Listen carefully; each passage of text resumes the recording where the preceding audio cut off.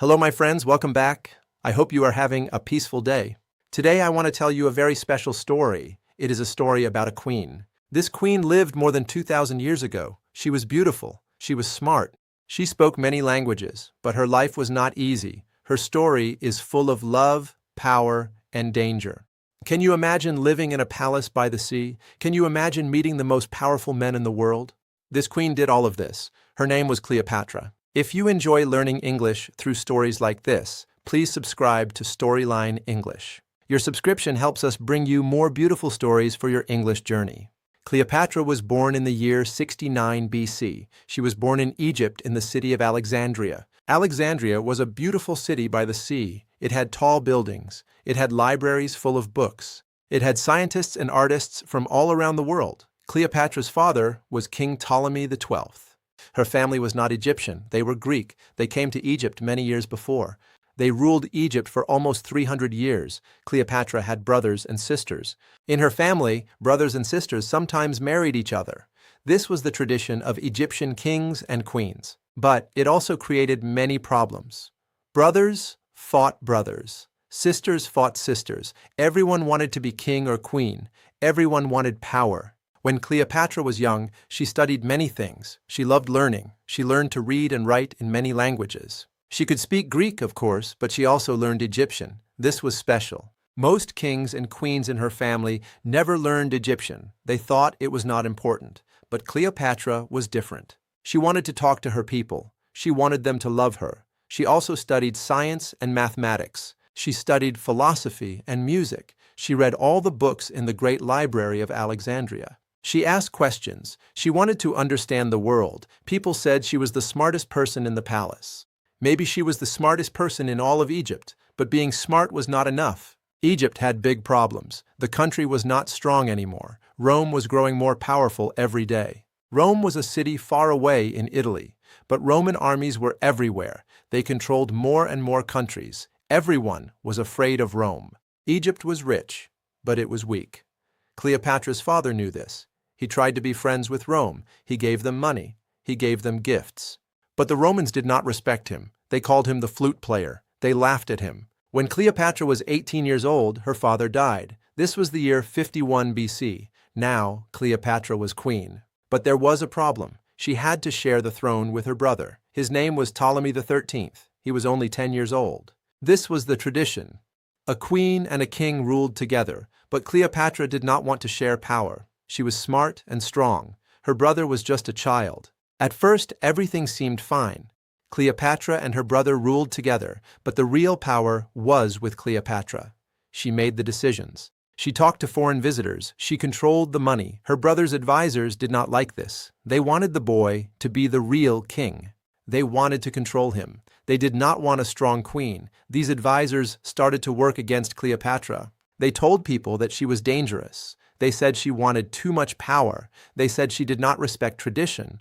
Slowly, they turned people against her. After 3 years, they forced Cleopatra to leave Egypt. She had to run away. She went to Syria. She was only 21 years old and she lost her kingdom.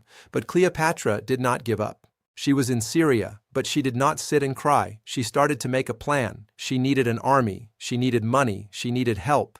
She talked to local leaders. She made promises. She collected soldiers. She was going to fight for her throne. She was going to return to Egypt. While Cleopatra was in Syria, something important happened. A Roman general came to Egypt. His name was Julius Caesar. Caesar was one of the most powerful men in the world. He was chasing his enemy. His enemy's name was Pompey. Pompey ran to Egypt. He thought the Egyptians would help him, but he was wrong. When Pompey arrived in Egypt, Ptolemy's advisors killed him. They thought this would make Caesar happy. They thought Caesar would be their friend. Caesar arrived in Egypt a few days later. He was not happy about Pompey's death. Caesar did not like how they killed Pompey. It was not honorable. Now Caesar was in Alexandria. He stayed in the royal palace. And this is where our story becomes very interesting. Cleopatra heard that Caesar was in Egypt. She knew this was her chance. She had to meet him. She had to talk to him. If Caesar helped her, she could become queen again. But there was a big problem. Cleopatra's brother and his advisors controlled Alexandria. If Cleopatra tried to enter the city, they would kill her. She could not just walk through the gates. She needed a clever plan, and Cleopatra was very clever. One night, a small boat came to the palace. A man got out of the boat. He was carrying a large carpet. The man said he had a gift for Caesar. The guards let him in. The man walked into Caesar's room. He put the carpet on the floor. Then he unrolled it, and out came Cleopatra. She was hiding inside the carpet. This is how she met Julius Caesar. Caesar was surprised. He was impressed too. This woman was brave. She was smart. She risked her life to talk to him.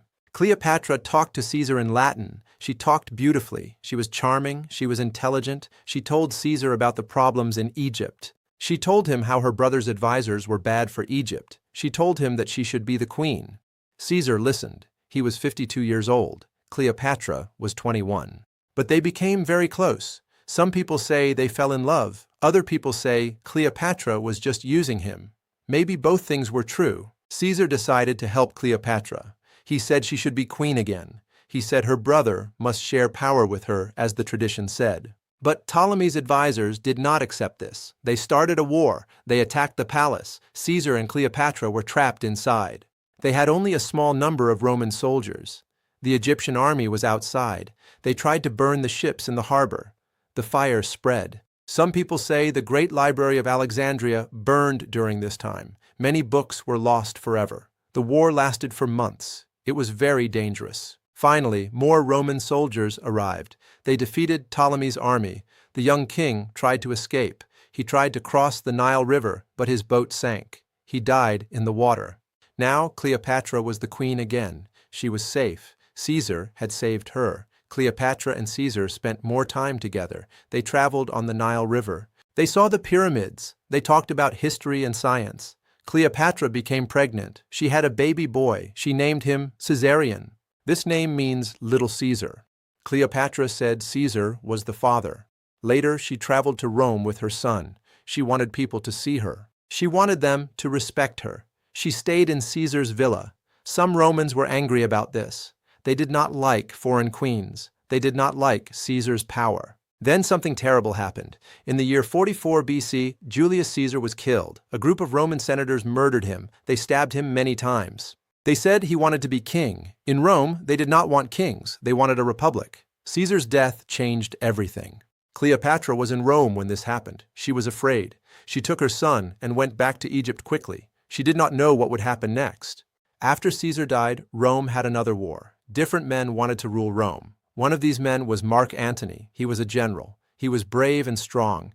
He was Caesar's friend. Mark Antony and another man, Octavian, defeated Caesar's killers. Then they divided the Roman world between them. Octavian controlled the west. Mark Antony controlled the east.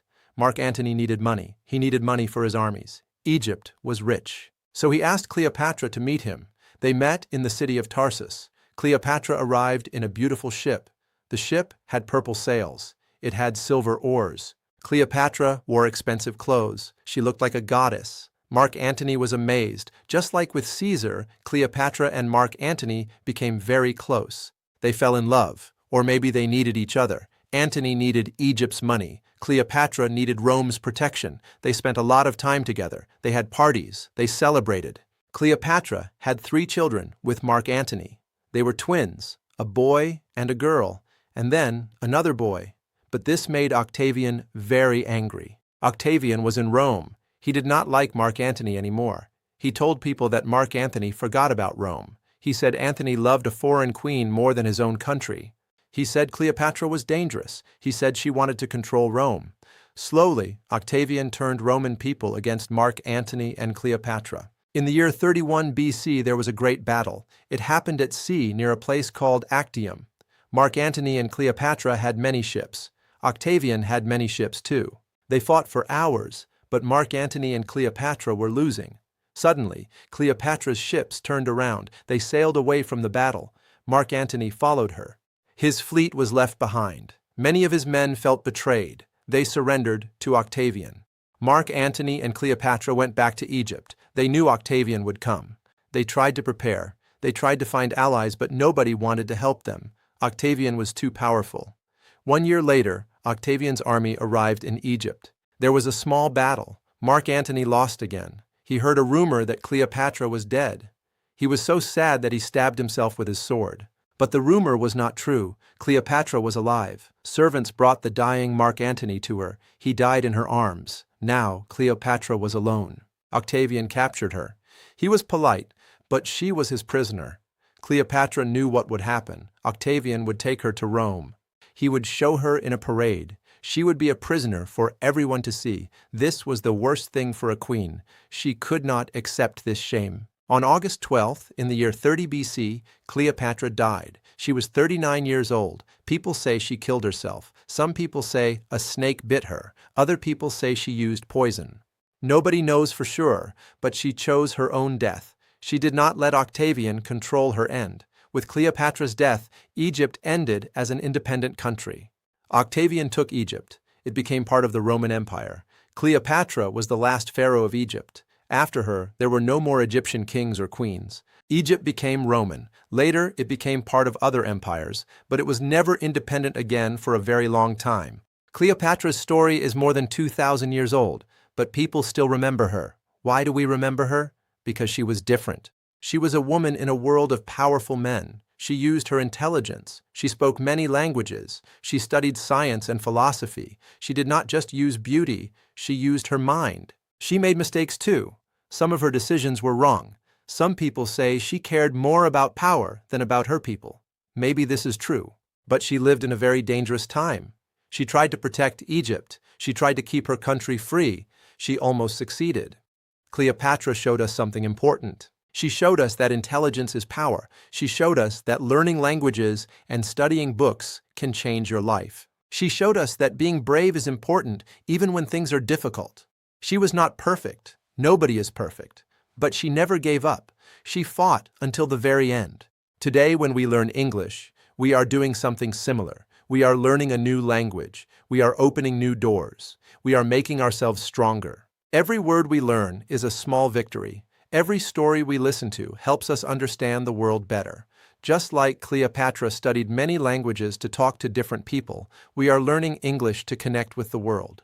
Thank you for listening to this story today. I hope you enjoyed this journey through history. I hope it helped you with your English learning. If you liked this story, please give it a like. If you want to hear more stories like this, please subscribe to our channel. Your support helps us create more content for your English learning journey. And if you have ideas for other historical stories, please leave a comment below. I would love to know which stories you want to hear next. Until next time, my friends, keep learning, keep listening, and keep enjoying the beautiful journey of learning.